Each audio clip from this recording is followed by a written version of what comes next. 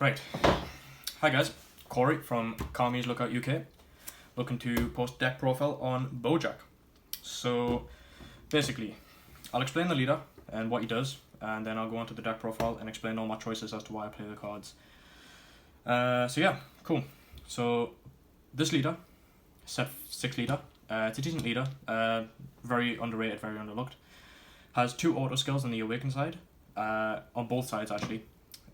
They're pretty much the exact same card on both the flip side and the unawakened side, so there's no real reason to explain the other side. So it has 2 auto skills. The first one is once per turn, when you play a Boujack Brigade's battle card in your battle area, you get the draw card and then gain 5k for the turn. The second one isn't used as much, but it is still good, still nice. When you combo with 2 or more Boujack Brigades battle card from your battle area, you get to kill a card in rest mode. But if you do that, you negate the skill for the duration of the turn, which not too bad. Awaken when you're 4 or less life, and flip over. You don't get to untap, you don't get to draw. That's one of the downsides to the leader, but it's still a leader. On the flip side, pretty much the exact same thing, except when you play a Boujack Brigade battle card, you don't gain the 5k, you just draw. And it has a permanent skill where you can just combo with Boujack Brigades in rest mode, which is nice. It allows you to push for big damage when you need to. So, moving on to the battle cards. We'll start off with the 1-drops. I play 4 copies of the Beto and then 2 copies of the Boujack. So, Beto, in my opinion, is one of the heart and soul cards of the deck. He's probably, in my opinion, the best card in the deck. So, these both have a permanent skill that states you can only have 1 copy of this in your battle area at a time. This one has an auto. When you play it, you get to search top 5 of your deck and add a Boujack Brigade battle card among them to your hand, and then shuffle afterwards.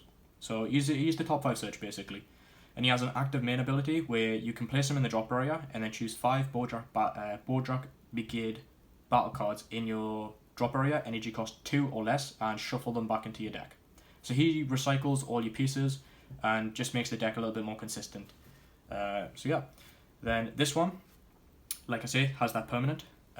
He has an auto skill that states when you play this card, you get to play from your hand a Boujack Brigade, energy cost 2 or less from your hand, which is nice. Then it has a second auto. When you combo with it from your battle area, if your leader card is a Boujack Brigade, you get to choose one of the opponent's battle cards and switch it to rest mode. It's a decent card, and it has synergy with the leader, where when you combo with it, you get to switch a card to rest mode, and then you can kill it using the leader skill. So it's a decent combo. I only play 2 of it because I don't feel like it's necessary to play multiple copies of it. I just play it because I want other names to be able to recycle. And at the same time, he's a decent card. So that's it. Moving on to the 2-drops. I play 4 copies of the Zangya, I think is how you pronounce it, and then 2 copies of the Gokua. So pretty much the same number as the first ones. The Zangya, so she also has the same permanent where you can only have 1 copy of her in the field at a time. Those are the only 3 battle cards that have that permanent, but it doesn't really matter, it's not going to affect the game that much. So she has a auto skill. When you play her, you get to play a Boujack Brigade battle card from your deck with an energy cost of 1, and then shuffle your deck afterwards. So you basically look through your deck to either play the Boujack or the Beto, which ideally Beto is the better choice, top 5 search. So yeah. Then it has a active main where you get to place her in the drop area and then choose one of your Boujack battle cards, and it gains critical. So it's not Boujack Brigade, it's just Boujack. So pretty much you want to be choosing the big 8-drop with this. So she's solid. Play 4 of her because I think she's necessary at 4. She's really good. She just digs through your deck for the pieces you need and allows you to fix your hand if needed. 2 of the Gokua, once again, same reasoning behind the Beto. It's a decent card, but I don't feel like it's necessary maxing out on it. He has a skill that when you play it, you get to pick one of the opponent's battle cards in rest mode, and it can't be switched back to active mode until the end of the opponent's next turn. So it locks an opponent's battle card down for a turn, which is nice, and that's why I still play it. I play 2 of it because I don't want to always go into it, and I just wanted the extra name to be able to shuffle with libido. It also has an active main where for one energy, one unspecified energy, you get to place him in the drop area and then choose a Boujack battle card in your hand, energy cost of 3, and play it. There's really only one target that this card actually has that I play, so that's also one of the reasons why I play it at 2. So yeah, that's it for the 1 and 2 drops. So for the 3 costs, I do play obviously the self-explanatory super combo. Nothing special about it. It literally is just spark and 5, draw 1 if your leader is yellow. It's pretty self-explanatory.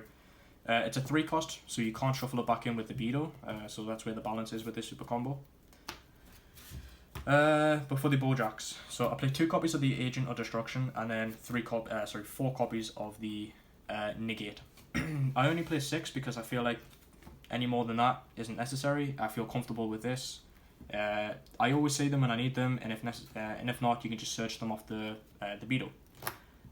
He literally fixes your hands in any situation. He's just such a good card. So basically what this card is he is a negate. So counter attack, negate the attack and play it.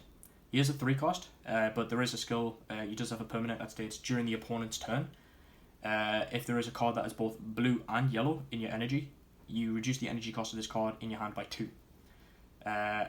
So he's basically a 1 cost negate. And then it also has an auto skill that states when you play the card during the opponent's turn, you get to place the top card of the opponent's deck in the drop area. So it's slight mill, but it's not going to be the be-all and end-all of the opponent. So it's a decent card. He's the main evolve target for the 8 drop as well. I try and use this one more than this one because it's much easier to get access to and much easier to play. But sometimes you do need to use this one because the negate just doesn't cut it sometimes. So what this one is, I'm pretty sure a lot of people know what it does with most of these, but I'm just explaining it anyway. So when you play it, you choose one of the opponent's battle cards and switch it to rest mode, ignoring barrier. So it's one of the very few cards in the deck that actually ignores barrier. That's why I felt this one was better than the rare. I feel like ditching one to add a card back wasn't necessary, and I feel like this card is just much better in my opinion because of the active main. So the active main is for 2 unspecified energies. If the card is in rest mode, you get to pick your opponent. You get to choose the opponent's leader card, switch it to rest mode, and it can't be switched back to active mode until the end of the opponent's next turn. So it is really useful for stopping really heavy draw leaders. For example, it stops Janemba, so for a turn you get to prevent them from milling your 2 cards, which is nice. It prevents Green Broly from drawing 6 cards, drawing up to 6. It prevents Yellow Broly from being able to take a life and drawing cards.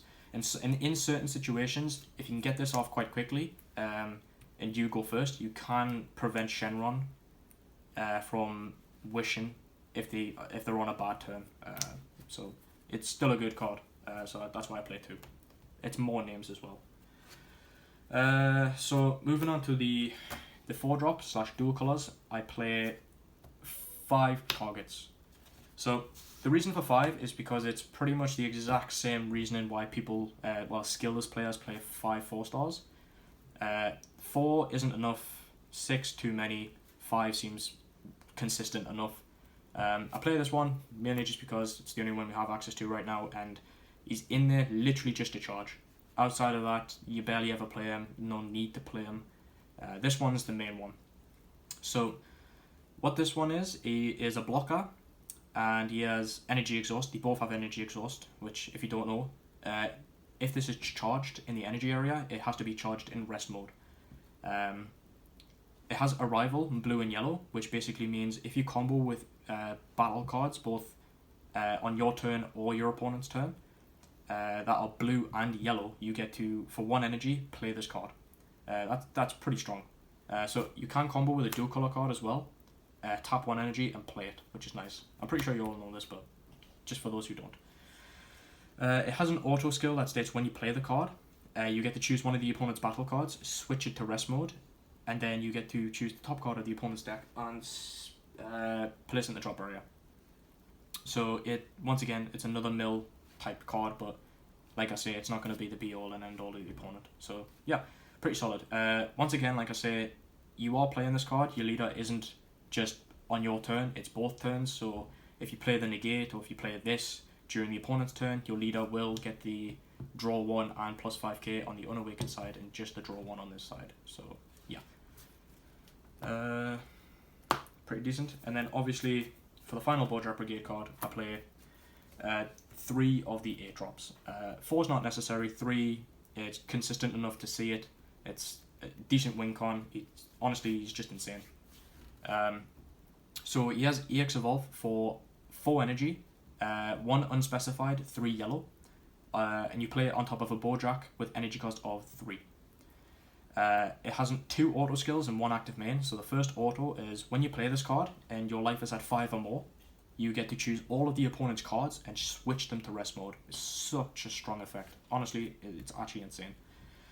You tap your opponent out for that turn, and then it has an auto skill that states when your opponent switches 1 card from rest to active mode, they have to warp a card from hand. So it auto triggers for each individual card the opponent switches back to active mode. So if you use this card to switch everything the opponent has to rest mode, and then you pass turn, for each individual card that they switch back to active mode, they have to warp 1 card. So if they have 5 energy in rest and their leader card in rest, that's a total of 6 cards in rest. They switch them all back, that's 6 going back to active. They have to lose 6 cards. You draw first, then you lose the 6. So such a strong card. He's the definition of hand destruction. And then he has an active main where it's once per turn. You can choose one of your Boujack Brigade battle cards in your battle area, place it in your drop area, and he will gain dual attack for the duration of the turn. So it's a really solid card. Sweet. So moving on to the non-Boujack Brigade battle cards. These are my spicy options. The cards that I feel are just really, really good in the deck and have some synergy as well. So I play 2 of the Shenrons. So basically after you get the 8 drop off, so basically turn 5 onwards, he literally just generates so much like hand advantage. He's insane. So basically turn 5 onwards, he is free plus 3 in hand every turn. So if you don't know the combo, basically Spark and 5, you draw 1 card and then you choose one of the following effects. You can either untap 2 energy, you play a battle card, energy cost 2 or less from drop area, or you choose your leader or a battle card and it gains plus 5k crit for the turn. So the main reason I play this is just for the second one, where you revive a card, and the card you want to be choosing is the Zangya. So if you're on 5 energy and you have obviously this on board, or even if you don't, you can just play this, use the skill, you draw 1 card, play this from your drop, your leader skill will trigger, you draw 1 card, and then this one will trigger, allowing you to play the Beto from your deck, and then this will search top 5 for another card. So all of this was pretty much free. Obviously when you play it, it's not free, but the turns after, he will be free, and he just sets up for, it really refills your hand after a first few turns of like losing it to defend your life. He just is just such a good card overall. I couldn't imagine myself cutting him down one bit. He's just such a good card. Obviously you can untap 2 and you can give cards crit, which is also very good and very important. But yeah, he's just an insane card. The next card, I play 4 at all cost Vegeta. The reason for 4 is because I genuinely couldn't think of anything else to stick in. I was just thinking of what decent blue cards could I play in the deck that would work for the arrival, for the for this guy, and I just thought Boujack doesn't really actually have a big swing. It just picks at the opponent every turn, and I felt like sometimes the deck needs to have like a 1 card kill, which is nice. So I thought playing 4 of this was necessary. I know he has 2 blue energy, but realistically, by the time you have this guy out, you can freely charge 1 and then play the other one. But he's really, really good in my eyes. Just because you're defending your life so much and you're trying to stay above 5, you can just freely take 2 life when you're trying to push the game. And comboing with this card as well, you could just give this critical as well, so it denies them even more cards. I just wanted a card that could end the game in 1 swing if I needed to, instead of having to commit a lot of like resources and like a lot of swings to try and finish the game. I felt like just having that 1 card that can finish the game in 1 swing is just really nice. So yeah, that was that reasoning. And then the final battle card I do play is this. So I play 4 copies of this. The reason for this, just because he is basically, in my eyes, a free swing. So what he does is he's a blocker with barrier and double strike. And he has a permanent that states he loses 5,000 power during your turn only. And he has an auto that states once per turn, burst 5, so you mill 5. When it attacks, you get to switch it back to active mode. So for me, I think this card has a decent amount of synergy with the deck, because what you can do is you can attack with this, use the burst 5, and then if you have a copy of Beetle, you can place this in the drop area and then shuffle 5 cards back into the deck. So this card's burst 5 realistically didn't affect the deck size at all. It kept the deck size at the same size just because of the Beetle. And then next turn you can do it again and recycle. He's literally a free 15k double strike, which is always nice. And then 20k blocker defensively. You can't argue with that. It's a decent card. I play 4 of it just because I couldn't think of anything else to play as well, and I just wanted to have some decent cards in the deck that I could charge if I needed to. So yeah, that's pretty much the battle cards. So for the extra cards, I play 4 Senzus. Senzu, it's self-explanatory. It's such a good card. You're playing blue, you might as well. It extends your plays, and it can, if you have double Senzu Beam, you can do the 8-drop on turn 4 without having the 3 cost in play first. It also just relies on having this card. So you can play this card for 1 energy, either using this card or the extra card I'll show you in a sec, and then you tap another one to play the 3 cost or the negate if needed, and then you just swing with leader, double Senzu back up to 4, and then drop the 8-drop. So Senzu Bean is just such a good card, both on your turn and your opponent's turn. Just defending your life, it's important. So I felt like having this card's not that bad. 3 copies of Arrival of the Space Pirates. So basically this is Frieza's call for the deck, and if you actually want to know what its wording is, it's choose 1 Boujack Brigade battle card from your deck with an energy cost 2 or less, and then play it in rest mode, then shuffle your deck. So basically this card just allows you to get the Zangya out, and then this card allows you to get the Beetle out, so on and so forth. It's basically a 1 cost for it. It makes the 2 drops basically 1 costs, which is nice. So yeah. And then the final card I play on the deck is 3 Flying Nimbus.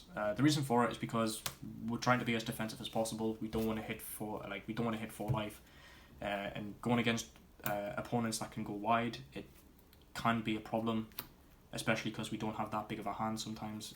Nimbus just shuts them down for a turn. It's just a really good defensive card. I don't like the Spark and Negate in this one, because the whole theme of the deck is to not take life.